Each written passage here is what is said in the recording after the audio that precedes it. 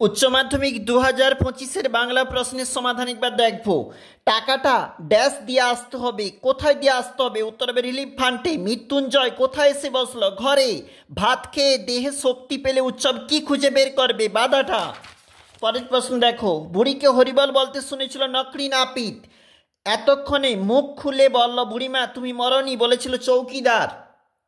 সত্য কঠিন বলে কবিতাকে ভালোবেসেছিলেন। পরের প্রশ্ন, কিসের মতো লাল আগুন? কিসের মতো লাল আগুন? মোরগ ফুলের মতো। আমার ক্লান্তির উপর ঝরুক, কি ছড়ার কথা বলা হয়েছে? মহুয়ার ফুল। গাছগুলো বসাও, কোথায় বসাতে হবে? বাগানে। নিহত ভাইয়ের শবদেহ দেখে কবির মনে জেগেছিল ক্রোধ। পরের প্রশ্ন দেখো, সে অভিনয় ভঙ্গির বহুল ব্যবহার, কোন অভিনয়ের কথা বলা হয়েছে? কাবুকি থিয়েটারে। রজনীকান্ত চট্টোপাধ্যায় থিয়েটারে আসার আগে চাকরি করতেন পুলিশের। পুত্র রাজনীতি বড় কূট, উক্তিটি করেছেন রজনী। ভারত জয় করেছিল তরুণ আলেকজান্ডার। বলি কান্থারি তিনবার ফিরিয়ে দিয়েছিল মর্দানাকে। বাংলা গানের সঞ্চারী প্রবর্তন অমর কীর্তি রবীন্দ্রনাথ ঠাকুর। সহজ পাঠ গ্রন্থের অলঙ্করণ করেছিল নন্দলাল বসু। বাঞ্ছারামের বাগান চলচ্চিত্রটির নির্মাতা তপন সিংহ। নিউক্লিয়ার তারপর দেখো, ইনস্টিটিউট অফ নিউক্লিয়ার ফিজিক্স গড়ে ওঠে যার প্রচেষ্টা মেঘনাথ সাহা।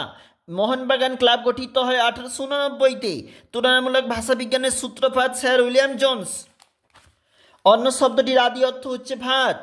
মৃত্যুঞ্জয় অফিসে যায় না। মৃত্যুঞ্জয় কেন অফিসে যায় না? দেখো, নিরন্ন যে সমস্ত মানুষ খেতে না পাওয়া ফুটপাত, তাদের যে অর্থাৎ তার না খেতে পেয়ে যে মৃত্যু, সেই সমস্ত ঘটনা ভাববার পরে সে কিন্তু আর অফিসে যেতে পারেনি। অবশ্যই বইতে দেখবে সে যেন কেমন হয়ে যাচ্ছিল। এখানে উৎসবের প্রসঙ্গ রয়েছে, তার কথা বলা হয়েছে, দেখবে।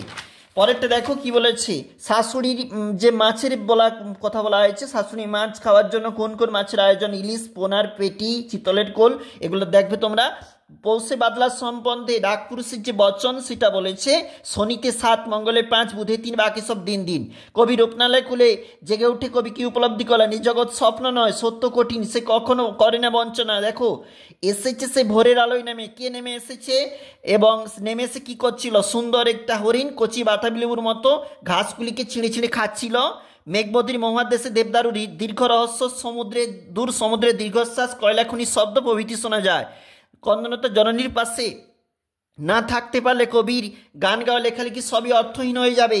দেখো, বিভাব নাটকে যেখানে ভালো স্টেজ নেই, লাইট নাই, সে সমস্ত অভাবের কথা এখানে বলা হয়েছে। একটুকু ভালো লাগে না বাড়িতে। রজনীরা একা থাকতে বাড়িতে ভালো লাগে না, কারণ তার ছেলে মেয়ে আপনজন কেউ নেই। পড়তে জানে মজুরের প্রশ্ন, যে দেশের নামে, দেখো এগুলো অবশ্যই তোমরা কিন্তু দেখবে।